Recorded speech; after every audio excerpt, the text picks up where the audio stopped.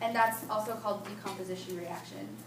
He has a question. Oh yeah. Is dehydration reaction an exergonic or endergonic reaction? Because that was on like a pretest and that wasn't. It was on a pretest? Yeah. That's a good question. I'm going to write it down. When you break a bond, you release energy. When you make a bond, you add So energy. when the water is getting taken out of the dehydration reaction, You're adding energy because you're making a bond. Okay. Yeah. That's what I believe it is. Like technically you're breaking bonds also, but like the net energy is going to be because you're like making a new bond.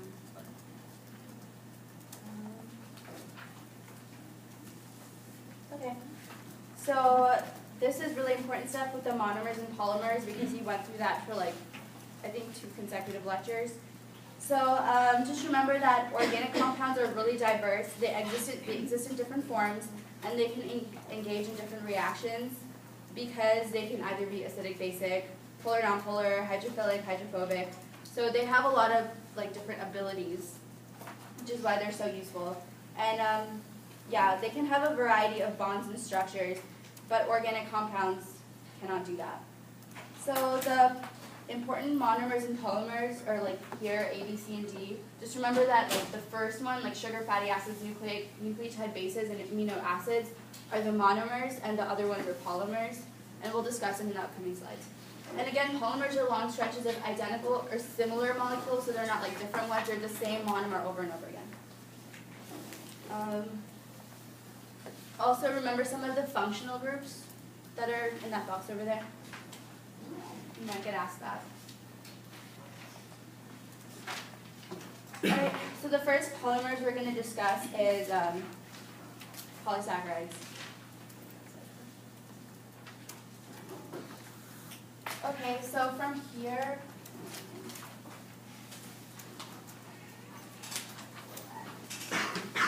alright, what you need to remember from here is a lot of stuff. So know that for the polymers, like you will have to know what kind of bond they have. So for polysaccharides, they're held together by, who knows which kind of bond? You can tell me.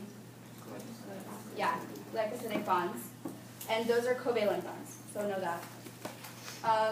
Once again, the elements that they have are CHO. And okay, for the polymers, you have to remember that their structure determines their functionality. So for polysaccharides, the fact that they can form like rings, like when sugar forms rings, that's really helpful because it has a lot of functional capacity.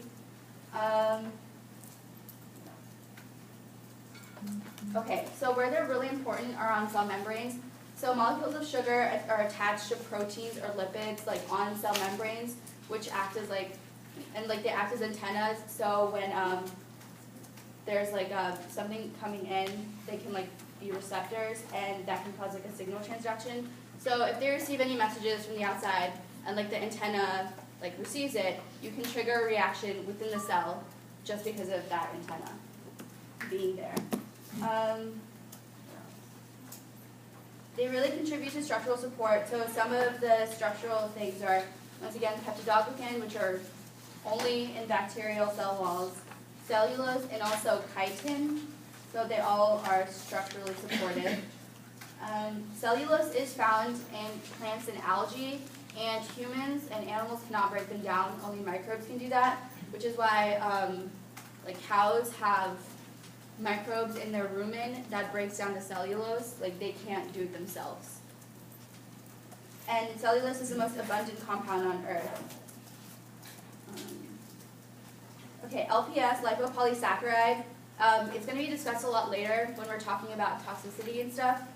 So just remember that it's an endotoxin, and yeah, that's pretty much it.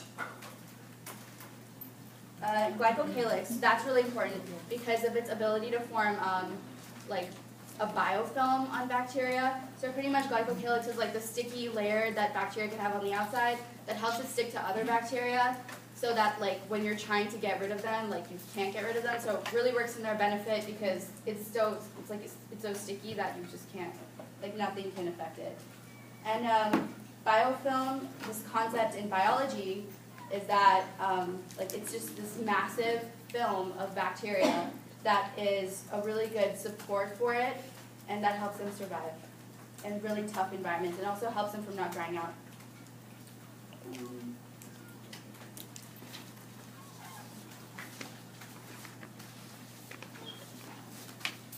Okay, yeah, and I think that's it for polysaccharides.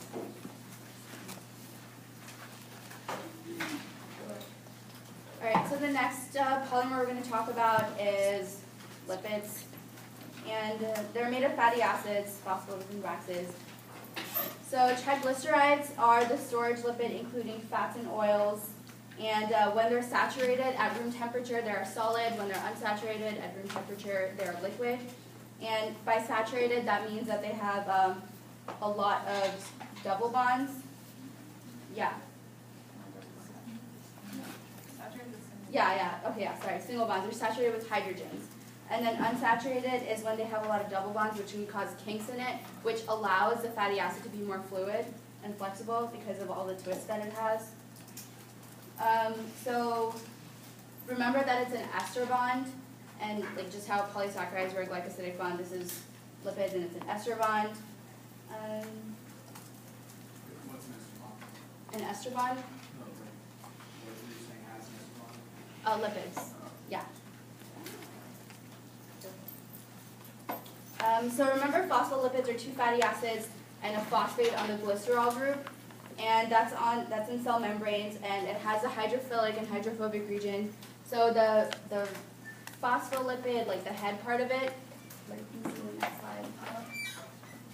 So the head part of it is the hydrophilic region, and the fatty acid on the inside is hydrophobic, which makes sense because of the lipid bilayer. If you know the way it's set up, like the fatty acids are on the inside, and on the outside it's like permeable to water. So yeah, they like naturally assume the bilayers just because of their hydrophobic, hydrophilic interaction. Yeah. Can we go up one slide? So this one? Yeah. Actually, one forward, sorry. Yeah, right there. You said that the fatty acids only had C and H, but they have an aldehyde at the end. So, like, by themselves, I guess, so would that mean it meant CH and L are in just the fatty acid? The fatty acid is just the carbon and hydrogen. Are you talking about the head part of it? Like No, like the last one before the head part is CHL. No, like That's still not part of it? No, like the fatty acid is just carbon and hydrogen. Okay. If you go back and watch his lecture, he said the fatty acids are composed of carbon and hydrogen. Yeah. Yeah, like he said, it's just like CHs like next to each other. Oh, something I forgot to mention about polysaccharides, you guys, is the alpha and beta glycosidic bonds.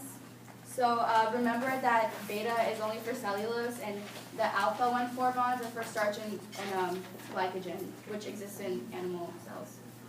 Can you repeat that? So, okay, alpha bonds are for starch and glycogen, and the beta 1,4 bond exists only for cellulose. Is everyone good on that? Yeah? Thumbs up? Yeah? So the alpha one is in humans or animals? Yeah, the alpha bond.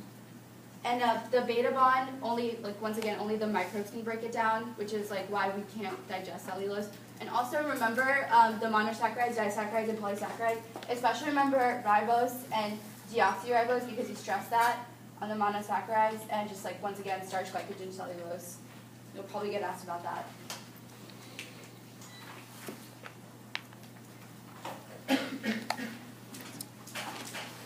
Okay, so for nucleic acids, they're our third polymer that we're going to be discussing.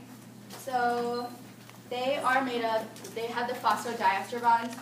So once again, polysaccharides have the glycosidic bonds, ester bonds are for lipids, and phosphodiester bonds are for nucleic acids. So remember the differences between RNA and DNA, and how that both of them are the genetic blueprint of the cell. Remember the bases, remember which ones are purines and pyrimidines. So again,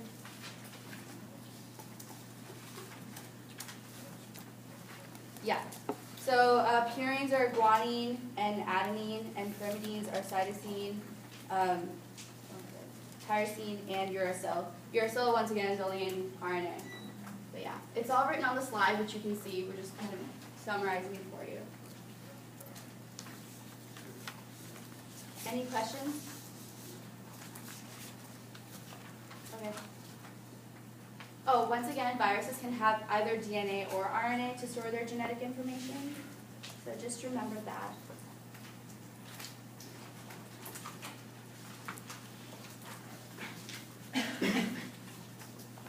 So this is the phosphodiester bonds that it's showing. Like the sugar phosphate backbone, like way up there, that's the phosphodiester bond. You won't need to know too many details on that, just the fact that it has a phosphodiester bond. And these bonds, and especially like the hydrogen bonds in the middle, make DNA really difficult to interact with, and only really privileged molecules get to interact with DNA, so like nothing really messes with it. It's like a very protected molecule.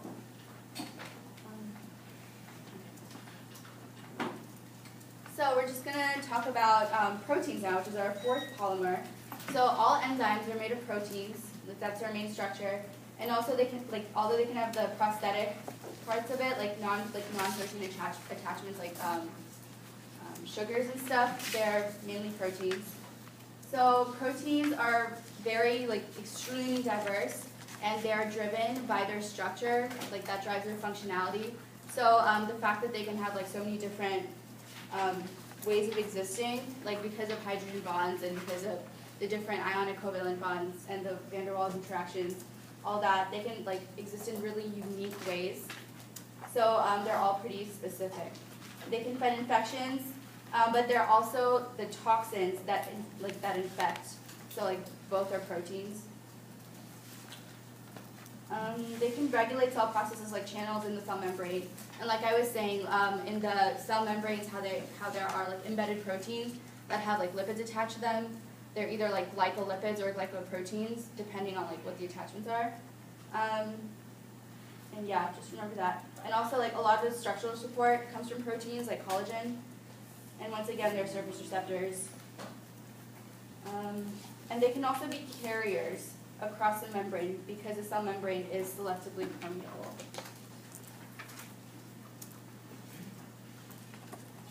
So now we're going to talk about the monomers. So just remember the primary structure, the carboxyl group, the hydrogen, the amino group, and then the side group, or the R group, is what determines what the amino acid is.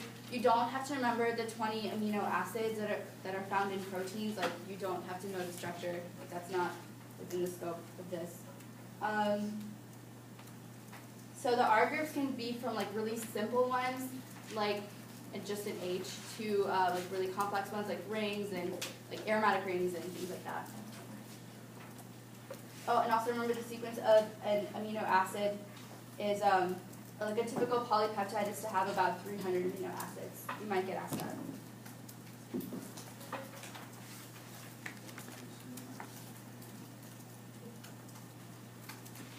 So yeah, there's different groups too of the side groups. There's nonpolar, charge acidic, charge basic, polar, and again aromatic rings and stuff. But you really don't have to know that much. So like I was saying, structure is really important for proteins because it determines their function. So there's a primary structure, which is just a peptide bond. The secondary structure, which is hydrogen bonding and stuff, which allows them to exist in these cool shapes, like that spiral one over there. And also there's the beta pleated sheets, which allows them to kind of lie flat on top of each other, like sheets. The tertiary structure, most proteins are functional and complete at the tertiary structure, and this is due to disulfide bridges, which adds stability in the structure. And the folding from the disulfide bridges causes hydrophobic regions to exist in the proteins. And van der Waals interactions have something to do with this also in the tertiary structure, but again, they're not a true bond, they're just an interaction. And then quaternary structure, it's when polypeptides can join together. An example is hemoglobin, which carries oxygen in the blood, and that's made of 4 polypeptides that are identical. So some of the factors that affect protein shape include pH, temperature, and salt concentration. And also, when you just add pressure on a protein, it might lose its structure and revert to previous structure, primary, secondary. And that's called being denatured. So that might be caused by when you have a fever, you have a really high temperature, And to a certain extent, that facilitates like enzyme activity, but after a while, it just denatures those proteins, which is bad. The pH can actually change the ionic bond. So if you have like a really high pH and you put an enzyme in it or like any protein, it changes the ionic bond. The temperature melts the hydrogen bonds, and the primary structure is not necessarily lost unless it's like extreme damage to the protein, because it's really hard to destroy the peptide or the covalent bond. So like usually they'll exist in like a primary structure like that, like they usually will be that denatured that they don't even have like the peptide bonds in there. So again, this is just like a summary. Like just remember this. Like obviously know a little bit more detail, but this like really sums it up really well. Yeah, that's the end of the part.